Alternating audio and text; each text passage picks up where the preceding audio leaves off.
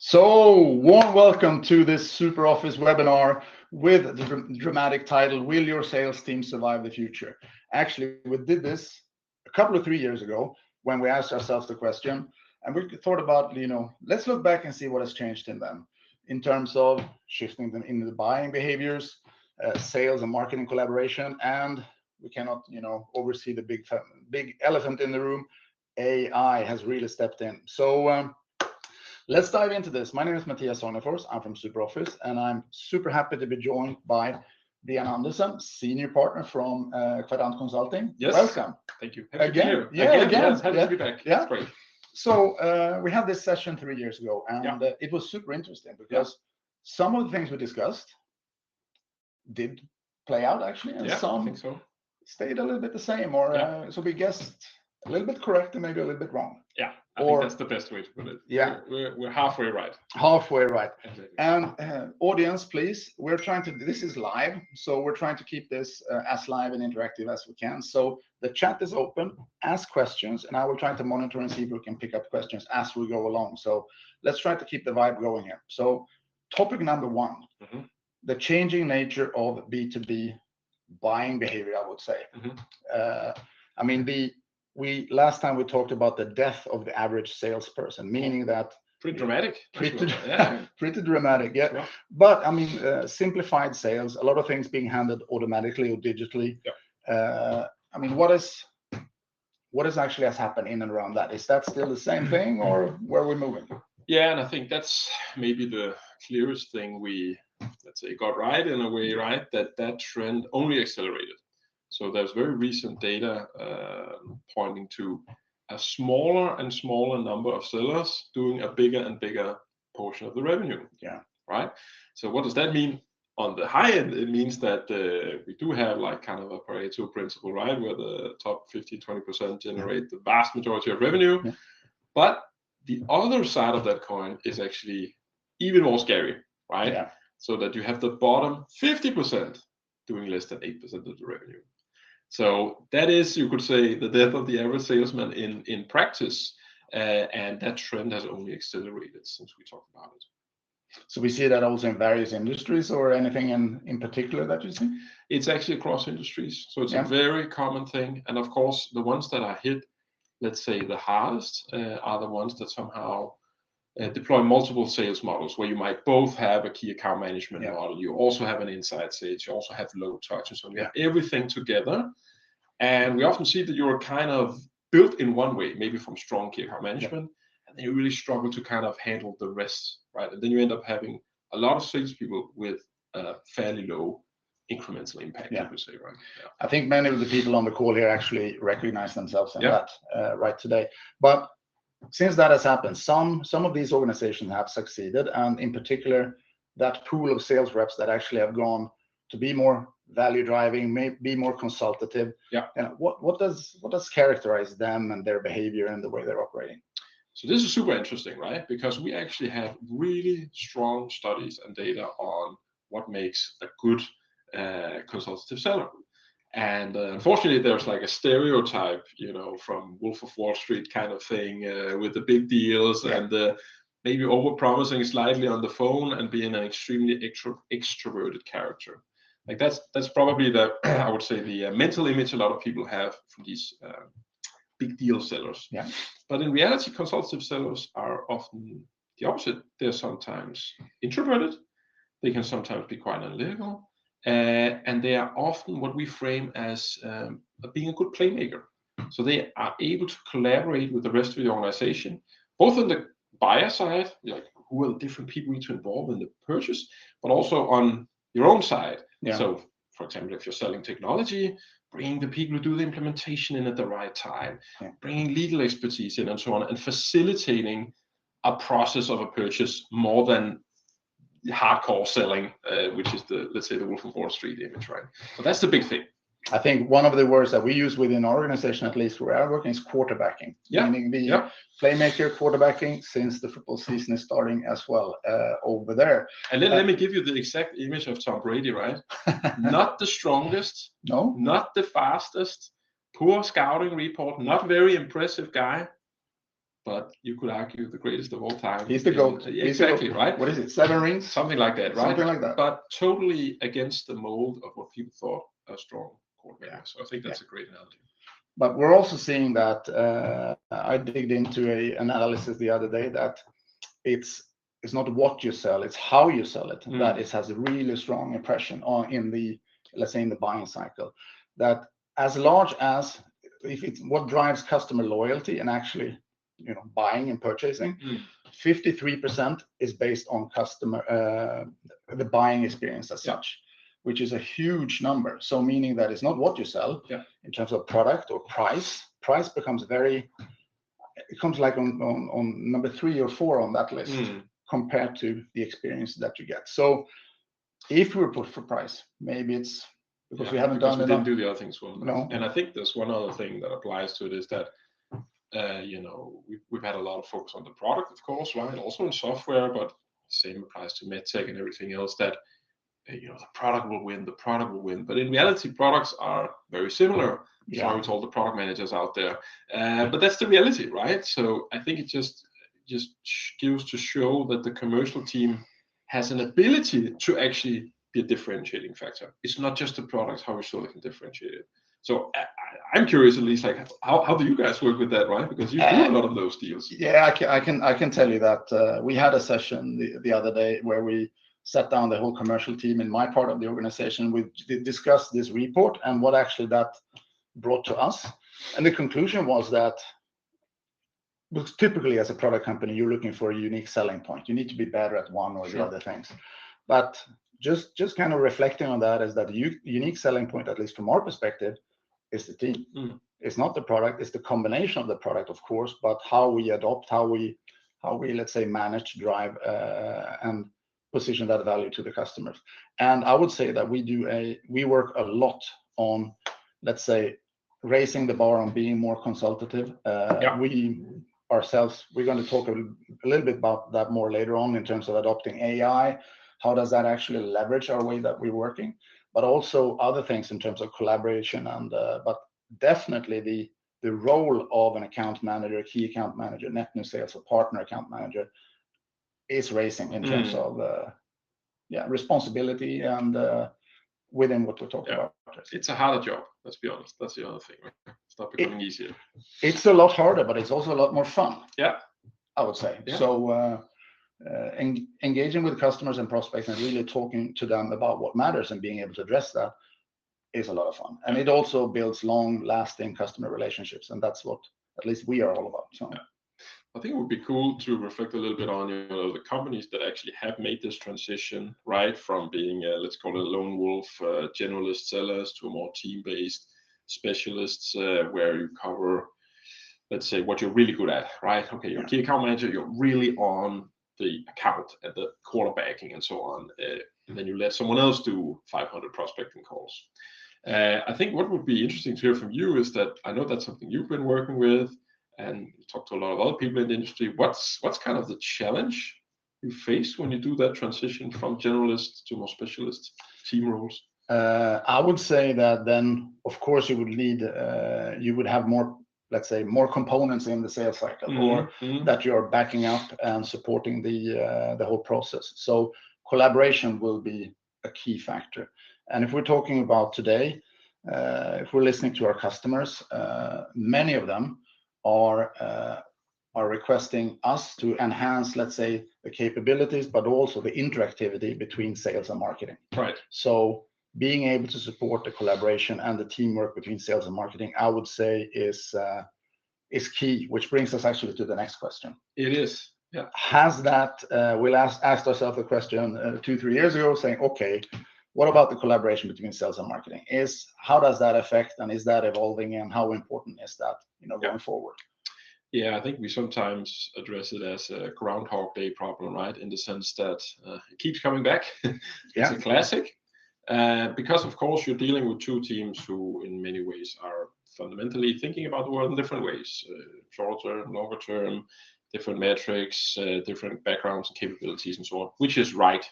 They are right to be different. That is exactly how it should be. I think my own reflection is that it has maybe gotten a bit worse over the last few years. And I don't want you to rate your own relationship with your marketeers, but I think from what I see in the industry, I think it's only being more challenged, actually. Partly because of the complexity, right? Everything is more complex, harder to exactly figure out what's driving results and so on. That pushes marketing, right, to sometimes be in a place where they're actually not doing their best work. And of course, when as a sales team you struggle to reach quota and so on, we know that tensions run high, right? And it can get edgy, and people aren't always their best selves. So I think this is a evergreen challenge. It's still here, right? And maybe only gotten slightly worse. Yeah, but on the other hand, I mean, it's inevitable. We need to address it, and we need to work with it. I mean, it's for me, I'm a strong fan of really, you have maybe global central organization, central initiatives that you drive that are being pushed out to, let's say, a broader audience. But then within, let's say, the local market, you have, I would say, sales-driven initiatives that are supported by marketing. So because sometimes in the worst scenario, sales are leaning back and say, okay, marketing, give us the leads now, and we don't worry, we will close them, but just provide us the leads. That does not support a strong customer experience because it's not aligned. So that alignment actually also, it's not about getting the job done, but it's also affecting the relationships that we're trying to nurture out there. So I think it's and you could say it's not like a mystery what is needed for strong collaboration. That this is one of those problems where it's not a total unknown, it's just very hard, right? So what is needed? It's, we always say, empathy, right? That sales has to acknowledge what is marketing good at, where can you provide the strengths, vice versa. And just like I think as we talked about last time, maybe in a good marriage, right? We can empathize with each other, but we have a shared vision, right? We are different, but we have the same idea. If we're going to have 2 or 3 or 4 kids, and we kind of know we want to live around Copenhagen and not this place and so on. So we understand we're different, we understand we're different, but we have a shared vision and joint initiatives together. Well, like you were talking about, those really sharp local initiatives where we have a common target. Right? And I think the understanding here is goes both ways. Sales, if we're looking back a few years, a little bit longer maybe, sales did not have that much insight into what actually a marketeer does. Sales do not know about, search engine optimization, AdWords, nurturing flows, things like that. But today, touch points, what is actually affecting a lead score and such. But if I'm looking in my organization, we are understanding that now. So, and also I believe that marketing is also, let's say, leaning in and understanding and engaging in sales. So it's like in a marriage, understanding the other part is super important in order to, let's say, to drive growth. Exactly right. And I think, it's in many ways it's natural, right? Like when I think back to, when I started in marketing, you had a lot of very big organizations with one marketing manager that did an event and some brochures and a film every year, and that was it. You didn't need any alignment, right? You didn't need all this complicated stuff. You didn't need to think about CRM, right? The marketing person didn't know what CRM was. It was a totally different world, right? And now, of course, the worlds are merging. And that's what creates the friction, and maybe it's a healthy friction. Yeah, but a lot of, absolutely. I mean, it's like when you're training, you need to, get some träningsvärk, as we say in Sweden. You need to get some sore muscles in order to grow your muscles. But the thing is that if we're just looking at let's say, a lot of B2B sales reps today are present, for example, on LinkedIn. They are doing a lot of, let's say, outreach, connecting, sharing content, acting, let's say, that part of the sales role has really moved into maybe an area where marketing has, let's say, been playing before, but now it actually has to be co-owned, so to say, with sales. In let's say, I think in solutions, they call it the mini marketeers. So sellers in many ways have to become mini marketeers. They have to use the experience they have and bring it into marketing channels. Like you say, the most obvious one being LinkedIn, right? That if you're a marketeer, I can guarantee you're not going to magically make 20 salespeople LinkedIn rock stars. Now, part of that has to come from themselves, right? And embracing what does it mean to be a mini marketeer? It means that I should still sell, but it's less one-to-one and more one-to-many, right? So I think that shift, there are some sellers who are good at that. They're the Tom Brady's, and there are some that aren't. That's the reality. But that also comes down to tooling. As I said before, we see a lot of requests and a lot of, let's say, dialogues in and around sales and marketing collaboration in our platform from SuperOffice. Here, I think the organizations and the individuals need to be also a little bit curious around what is out there, because there's tremendous a lot of tools out there, specifically if you're operating in an international market. Tools that work in Sweden might not work in Germany. We see that in our organization. They don't even exist in Germany. And let's say you need to learn, adopt, try in a very great way in order to find your way where you're playing, so to say. Yeah. So, but tooling as well leads us into the elephant that we mentioned, because that has really affected. When we stood here some years ago, it hasn't really taken off that much. It was pre-ChatGPT. Yeah, pre-ChatGPT. It's like you used to say pre-iPhone. Now you can say pre-ChatGPT, right? That's the switch. And since then, AI has entered the room in a truly dominant way for both sales and marketeers. Exactly. So, and I think the big, obviously the big irony or whatever, right, that we see is that we've had the last 2 decades with an explosion in technology, and then now a reinvigoration of that, right? A new explosion of technology. But it doesn't take away from the challenge that when we look at, actually, it was another CRM platform that did this analysis. I'm sorry, I won't say which one. When they look at what to sellers spend their time on, the amount of time actually spent on selling is going down. So in one way, we have all these great new tools coming in, innovation, they're going to make our life simpler. And then at the same time, the amount of time sellers spend on actually selling is going down worldwide. Interesting, right? Down from 50% 15 years ago to 30% today. Insane, right? So I think in one way, we cannot say that AI will magically fix this, because it won't. No. It can be part of the solution. But for me, that's the core irony and dilemma, right? That we have this explosion in technology, but sellers are somehow spending this time on selling. What's going on? You get a little bit curious to see what are they doing? What are they doing? So the two things that are going up is one, admin, right? Admin, tools, internal meetings, training, and then all the things that we talk about, that selling is becoming more complex. So you spend more time on everything else.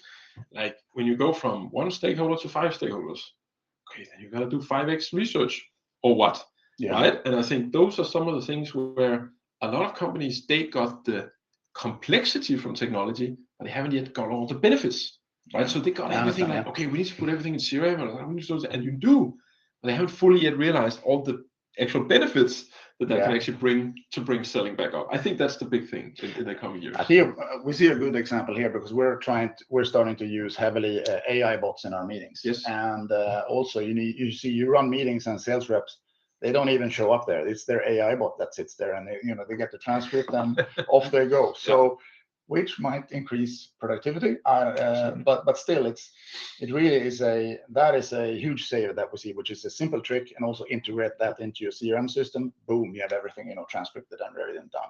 Exactly. But are we seeing?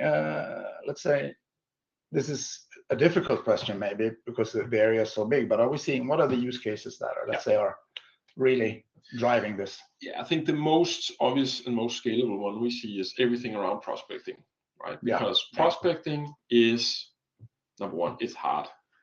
2, no one wants to do it. Nobody really wants to do it, or very few people are really good at it as well, right? So this whole area of finding contacts, sorting them for relevance, creating content for them, writing the outreach, doing whatever. Like, I think you had a lot of companies where that either did not get done, and then you kind of forgot. You didn't build the muscle of prospecting all of a sudden. And then you have a lot of other companies where you do it, but nobody is really great at doing it, so it ends up taking a long time. So I think number one, some sort of combination of CRM, smart AI tools, external partners like Clay and so on that can do the heavy lifting. I think that is one use case we've seen again and again and again. Like that makes a lot of sense because it's repetitive, it requires data, and humans don't like to do it. And that's the case for AI, right? So I think that's one big thing. I think anything, again, if we follow those same principles, has a lot of data, humans are totally fan of it, robots can do it. There is something around lead management that we see a lot, right? Because let's be honest, that old challenge of leads come in, but they don't really get reacted on fast enough, and they don't get qualified and so on. That is one challenge where AI can make a difference, right? Where instead of just giving sellers 30 fields in a CRM, where it's more or less a front end to a database, okay, can we give them something more tangible, right? Yeah. Who is this? Why are they here? What should you say to them, right? So that it's much easier to do lead management and follow. I think that's another big one. But I think that brings us also to adoption, because if we're following down that path and you get that kind of service from let's say your ecosystem of technology, you also need to change the behavior. How do you drive that adoption within the organization? Because that's something we see heavily from our side that is really changing. Exactly. And I think we've been lucky to work a lot with some AI.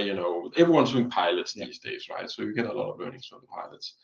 And I think one big thing is that let's draw a mental image here of a company. You have a corporate level, the IT and so on. And then you have a function, could be the sales function, could be marketing. And then you have the individuals. What we see is that there are some rock stars on the individual level. They will figure it out. The 1%ers, they worked with AI 2 years ago. They're going to adopt it no matter what. And then we see is that there's a little bit too many companies that expect something to happen on the corporate level. Yeah. They're in the boardroom and asking, what's our AI strategy? And then someone says something, right? But it's meaningless. Where it really needs to live is in the function, right? Because it's in the sales function or marketing function that you're close to the use cases. Yeah. Like if you are, I'm working with a bank at the moment, right? And the bank knows what we really spend time on is doing meeting follow-up. We do so many meetings, and then we have to do meeting follow-up. It has to be in a structured way, the same way every time, and they don't want to do it. Okay, that use case is only apparent because we're way down in the business. So I think that middle layer out in companies need to take ownership of adoption. Yeah. Individuals aren't going to do it, and nothing magical is going to come from corporate IT. Maybe nothing magical ever came from corporate IT, but that's another side.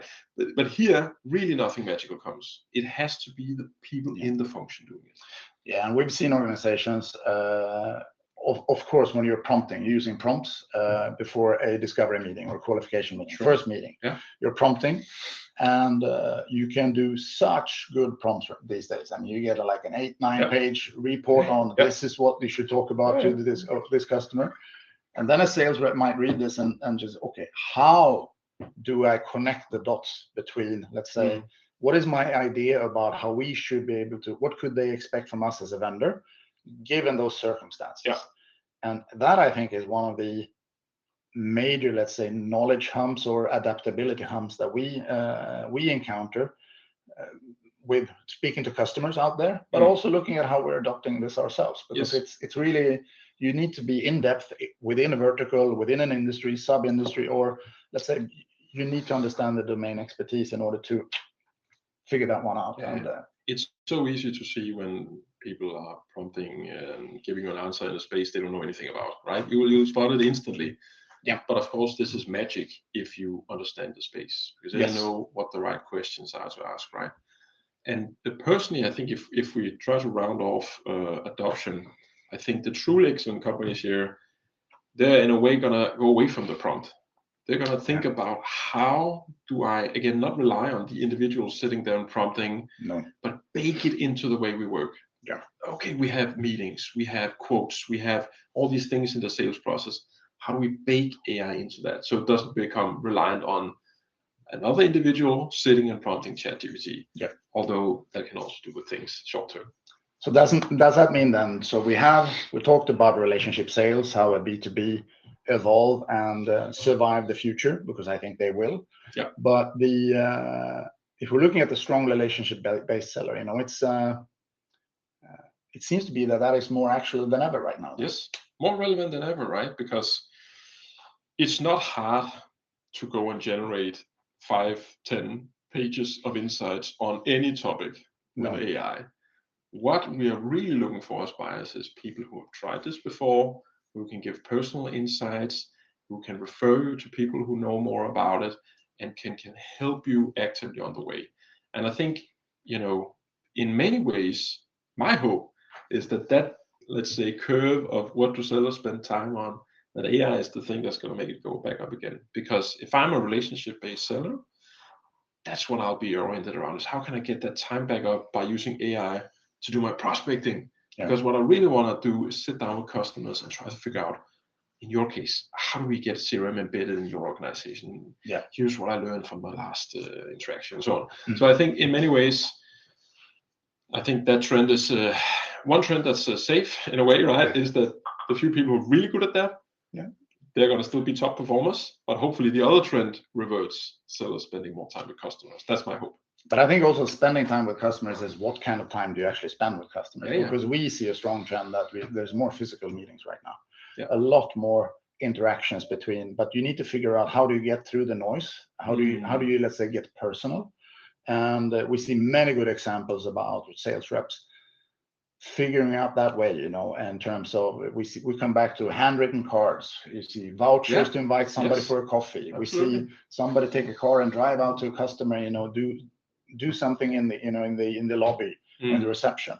There's a lot of things that actually we're going, let's say, back maybe 10, 15 years when we did a lot of those things. And again, I think that's in the combinations. I think that's the irony. We got all these tools and our selling time went down. Hang on, we need to do differently, right? And I think we experienced exactly the same thing. Maximize physical presence, because that's where you are unique. That's where you bring something special. If it's just about sending an email, well, I can ChatGPT that email, but I need you and your experience in the room. That's what I take with me, actually, because that's what really, really triggers me when it comes to sales. I love sales, and also the future for sales, for the ones I really love and want to be part of that journey, has a very bright future, I would say, because it's going to get more fun. 100%. A little bit more difficult, but I mean, if you like something, of course, let's be part of the ride. So any closing remarks with the... let's do those, and then I think we have a question from Julia, so let's follow up with that afterwards, because if I had to give a closing remark, I would say one thing that always triggers me, right, with a lot of the companies I work with, is they spend hundreds of millions on innovation. Right? There's an R&D team over here, and all they're thinking about is how can we make this better? How can we be more innovative? And then the commercial team, they're doing what they did 20 years ago. Right? Yes. So I think if I had to give a kind of a takeaway here, it is that, method of innovation, the theory of innovation, let's apply that to the commercial space. That for me is what gets me excited, right? That in many companies, it's an under-innovated space we're in. And if we just apply 10% of what we spend on products, I can guarantee you we'll make a difference. Yeah, and I get dazzled by, the 53% that drives a customer, the buying experience affects and drives, let's say, the customer loyalty. Means that there's so much more than price, product, and those things. So actually it's up to us, the team, that actually should, let's say, engage in this. Exactly. So listen, Julia actually has a great comment here around what does it mean to be team-based selling, right? And what she's saying is that she finds that many organizations forgets to involve the entire organization, so people around them. And I think that's an absolutely great point, that what is the team, right? I think in a lot of very technical sales organizations, the best people to bring to meetings are not sales. Sorry, Mathias, right? You get it, because they bring expertise, and they don't have a quota, so you know that what they're telling you has a totally different weight. So I 100% buy it, Julia, and it's actually funny she mentions the finance department. I think that is a great point of view, right? Try to find people in your organization that mirror the buyer. Yeah. So it's people who can talk eye to eye. And we already know to do that in IT. Okay, we bring someone who's really heavy on IT, but your point is great, Julia. The finance person can do exactly the same. But I think that's one of the major campaigns we are running right now is ERP and CRM integration. And one of those key drivers is to ensure that finance team has a 360 view on exactly everything that goes around with other customer. Yeah. So they also can see what's going on there and understand. So Absolutely. We're on the bottom of the hour right now. Time flies when we hang out together. Apparently. And I just want to thank you, everybody, for listening in, and post more questions, and we will get back to you in person with those answers. If there are any more questions that you want to address to us, myself or Brian. Thank you for stopping by and sharing your always lovely insights. And now, 2-3 years from now, we will be here again. Yes. Yeah, but will it be us, or will it be our avatars sitting here and doing the job for us? That would be great. But I think we'll be humans talking to other humans and having a good time. I won't outsource this moment for nothing, I would say. So super happy to have you here. Thank you. Hey guys, thank you for listening in, and yeah, happy sales, and let's go.